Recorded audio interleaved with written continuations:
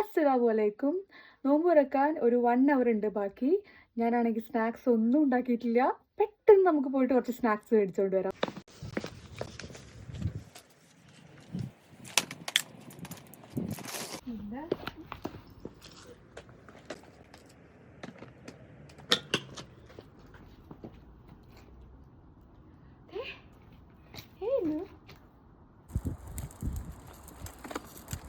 എന്തോ ഭാഗ്യം, bus സ്റ്റോപ്പിലെത്തിയപ്പോക്കും bus വന്നു. ഇതാണ് ഞങ്ങളെ വീണാസ് വിരുന്ന്.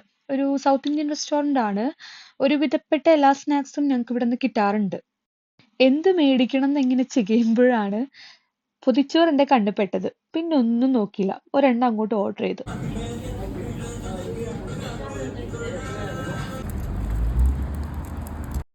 വീട്ടിലെത്തി നോമ്പ് തുറന്ന ഉടനെ ആ പൊതിച്ചോറ് അങ്ങോട്ട് പൊട്ടിച്ചു. ഒന്നും പറയാനില്ല ഗൈസ്, അടിപൊളി സാധനം.